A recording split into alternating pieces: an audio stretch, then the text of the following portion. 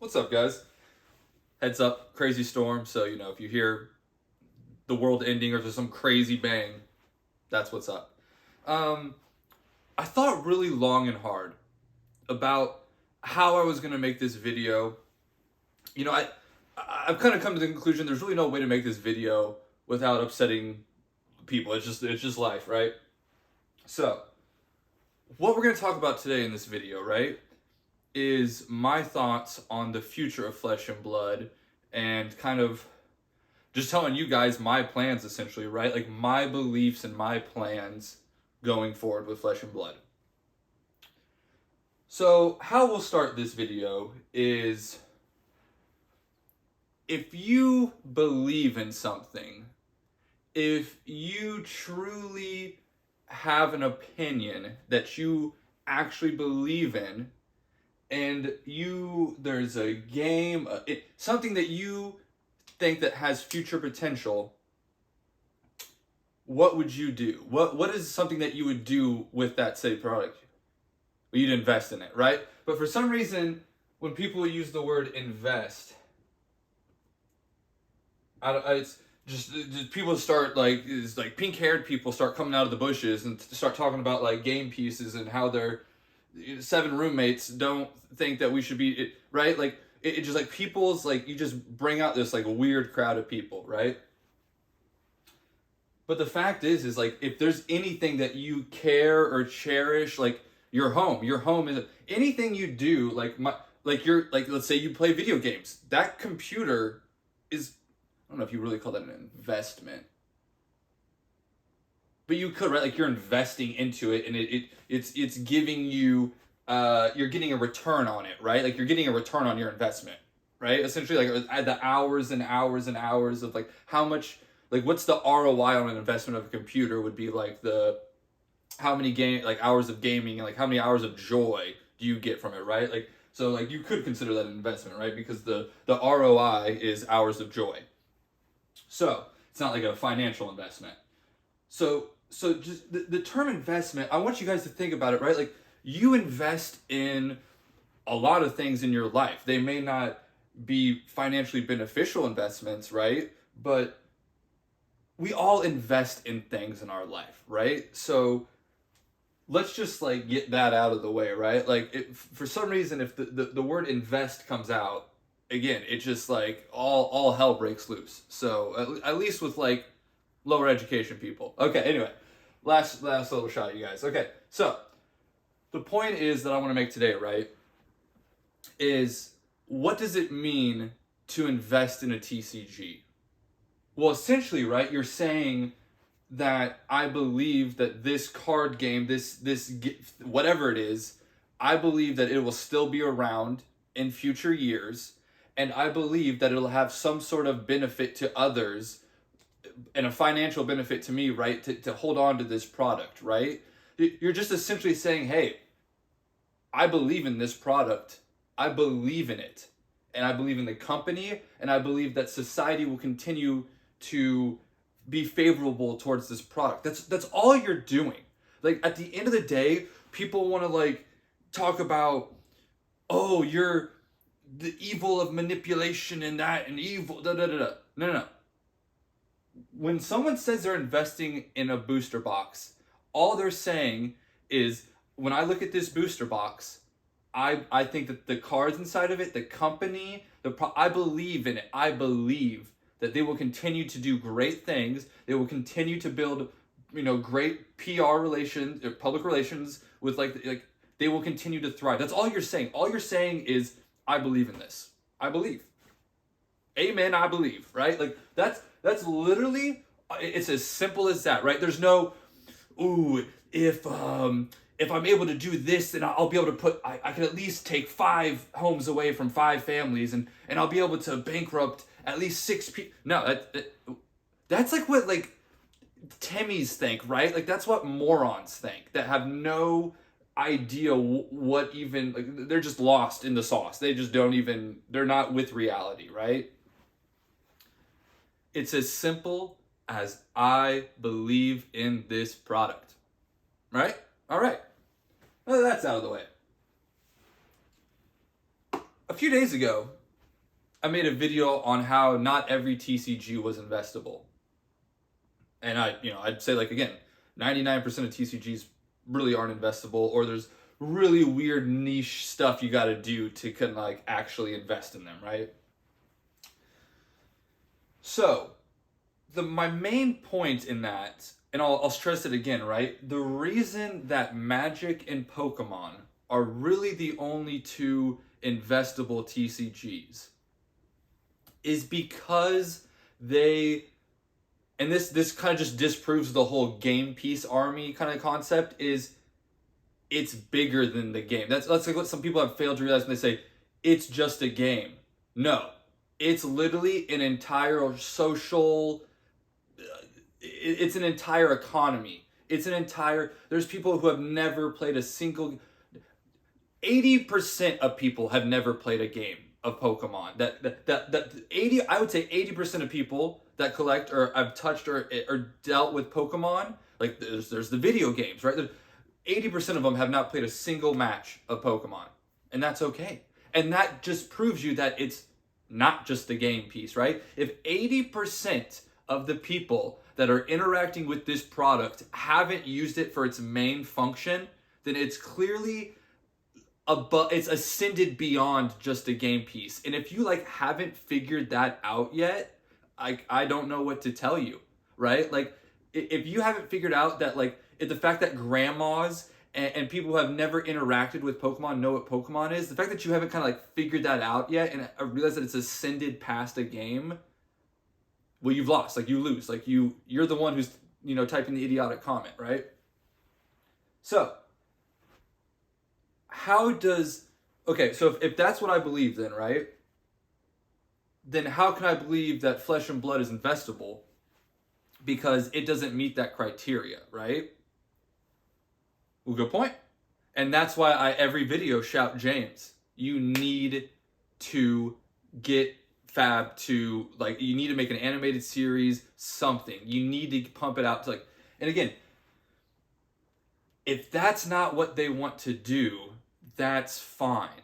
But if you want your game to last more than 10 years, it needs to have something like Yu-Gi-Oh's struggling, and the only reason Yu-Gi-Oh is still even slightly around is because there is that nostalgia of the old shows and everything else. But there's not been any kind of new Yu-Gi-Oh. Like, what could save Yu-Gi-Oh is if they made a live action movie or something like that. That could literally re-spark Yu-Gi-Oh. They did the 25th anniversary edition, and they re-released those booster boxes, and that was cool. But they needed to do something on top of that. Like, they needed to, like, re-release the anime or they got to do something. You got to get it in the public's eye. It's the only way, right? And again, you don't have to do those things, but your card game's not going to make it more than 5-10 years at most, and it's not gonna. It's gonna be like a zombie company, right? Like, it's gonna be around, but it's just lingering. It's not, again, right? Like, it's not a thing. So, if you want my opinion, Fab needs to make, and I'd say they've got 2 to 3 years to do this. I give them 2 to 3 years to do this. At least make an announcement in the next 2 to 3 years on some sort of animated series, something. You gotta make a show. You gotta make something. And I'm sure people who just play the game are like, I don't care about blah, blah, blah, blah. Bro, come on. I know you want a Fab anime, right? Like, who doesn't want a Fab anime? But that's going to be my main thing, right? If it's either that or they need to have the most insane, huge prize pool, competitive turn. Like, they need to just go all in on, like, hey, you want to be a competitive Fab player? You can play Fab competitively as a job. That's the only way that this game survive. It has to have something that's like, oh, dang, bro, that's the game that people literally play for a competition. Well, you see the $5 million cash prize? Like, it needs to be the high roller competitive. It needs to carve a niche out for itself, right? Again, it can linger around. It's an amazing game, right? And that's what people also don't realize. Like, if I want to invest in Fab, It's because it's an amazing game. The gameplay's insane. That's why I truly believe in it, right? So, again, it has a long way to go, but the potential is there. And then let me kind of just, again, kind of, people are probably saying, let me just kind of play devil's advocate. Okay, well, you've kind of preached a lot. Basically, everything you've said in all your videos goes against investing in fab. But not really. In that long term, yes. Like, if someone were to come to me and they said, I want to buy booster boxes, and I don't want to think about it, I don't want to do anything with it. I don't want to watch any content. I don't want to watch nothing. I want to buy the boxes, and in 10 years, like, let's say like 7 to 10 years, or whenever there's like massive, like 5 to 8, 10x, whatever, I'll sell them. But until then, I don't want to hear nothing about it, right? For that person, yeah, buy Pokemon, buy nothing but Pokemon. You shouldn't be touching anything but Pokemon booster boxes, right? But if you're somebody who says, hey, I think currently the Pokemon, it's not a bubble, but it's a little inflated right now, and I think prices might stagnate. I think we may see some stagnation for maybe in like the next, after, like I said, after Destin Rivals, let's say we see stagnation for a year. 6 months to a year. Year and a half. I don't know, bro. We're going to do some easy math here for you. Let's say in that year and a half of stagnation, well, I think Flesh and Blood's going to catch a little bit more traction. It's going to get a little bit bigger, right? It's not going to blow up. It's not going to become the biggest thing ever. But I think it's going to get a little bit bigger, right? And I think it's going to maybe make a little bit more moves in the time that Pokemon does. So, in this video, I'm going to just do some math for you guys. Again, if you're just some like fab guy who clicked on this video and you thought I was going to like start talking about like supercars and stuff, like, just check out my channel. I'm not that guy. Like, I'm just here to kind of ramble about life and my opinions and why I think you should do certain things. And actually, I don't really recommend you guys do anything. This is actually me purely just telling you what I'm doing and why I'm doing it. I would not recommend you guys do anything. I don't care what you do. I don't know you. I don't know your life. I don't know your situation. So, again, this is just what I'm doing. I don't care what you do. So, what's my thought process right now? My thought process is, let's say, and I try to keep this math as simple as possible, right? So that's why like I keep the numbers as low and simple as possible. Let's say right now today, I have a choice. And my choice is I go buy a $200 Pokemon booster box. Right? They're all $200 right now, let's say, right? It's about $200 for a Pokemon booster box right now. Or let's pick, we'll do Dusk Till Dawn. And, you know what? No. I'm going to do Monarch. I'll do Monarch First Edition. And I was picking up a bunch of Monarch boxes for, we'll say $60. I was basically getting them for $50 to $60. So, and I think they're like $70 right now. But I'm just explaining to you guys my thought process. And again, I'm still buying Pokemon. I just bought $1,000 worth of Pokemon like 2 days ago. I'll make a video about it. But my thought process is, now do I buy a $200 booster box? Let's say Stellar Crown. Stellar Crown, $200. So I buy Stellar Crown for $200, or do I buy Monarch for $60? Well, let's just say 1 year. We're going to say 1 year. 1 year from now, what do you guys think Stellar Crown will be? To be honest, I wouldn't be surprised if it was still 200. I'm going to say, I'll give it the benefit of the doubt. I'll say 250. So I'll say a year from now, I think Stellar Crown's 250. And honestly, I don't think it will be. But let's just be, let's be honest, all right? So I say 250 for Stellar Crown a year from now. Now, what I'll tell you what I really think, though, is, and let's just hear 1 second. Just like real quick, easy maths here, too. So this gives us 180, right? 60 plus 60 is 120, plus another 60 is 180. So, I could basically either got my one $200 box, or for like $180 minus 20, we got 180. So here we've got $50 in profit in 1 year. So in 1 year, let's say we make $50 off this box. I personally think that 1 year from now, Monarch boxes could be easily back to, let's say 120. Let's say 120.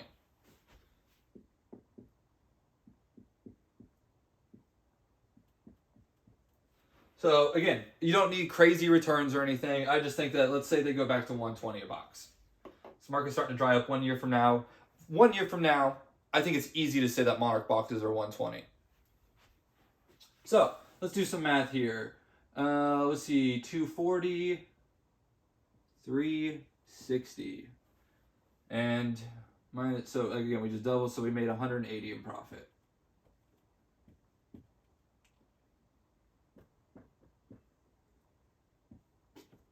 So that's literally as simple as my math gets in my mind. It's like, do I think brand new product that's going to get reprinted over the next year, I don't think it's going to crash. But I think it'll maybe, like at most, maybe $50 it'll go up, right? A box. So maybe a year from now, Stellar Crown boxes are $250. Now these $60 Monarch boxes, though, I think I wouldn't even be surprised if it was like 150, 200, right? Like Monarch's not going to 1,000. It's not probably going to 500. At most, I think we see Monarch boxes, like if Fab does amazing and it kills it in the future, maybe $300-$400 a box, if that, right? Just think about this. You got Magic boxes that are still old Magic boxes that are still like under $300, right? So, it's not crazy. So 120, I'd say, right? So you can make $180 in a year, or you can make $50 or break even, or it could get reprinted into the ground and it actually stagnates around like MSRP, which is 160, right? So, and then you think the boxes, you think the Fab boxes are going to go below 60? I mean, the only way that happens is if Fab collapses, right? Like if Fab is just done, it's cooked, it's over, right? So not only is it the more profitable play, but I think it's also the safer play, because I don't see Monarch boxes going below $60. First edition, by the way, not unlimited. Don't touch unlimited. But that's about as simple as my math goes. Now again, it's a game. Da da da da da da da. If I didn't believe in the game, if I didn't believe in the product, if I didn't think the product was good, I wouldn't invest in it. Do you not get that people who invest in TCGs, they're saying, oh, I believe in this. People who invest in TCGs probably believe and care more about the TCG than you guys who play it do. Like, we're saying, I believe in this thing. I'm willing to put my life on the line for this thing, right? Anyway, that's all I got today, guys. Happy Friday. Like I said, I bought $1,000 worth of Pokemon. It's just a couple booster boxes. I'll make a video about it. Because like I said, I am still buying Pokemon. But mostly right now we're at like high seas. Kind of gone all in on that. And we still just pick up Fab when we can, when it's cheap. I think Game Nerd still has Rosetta boxes for $105. They may still have cases too. So yeah, hey, stay frosty. Have a good one, guys. And remember, it's just simple math. And, we love the game. We do love the game. I know it's crazy, but have a good one, guys.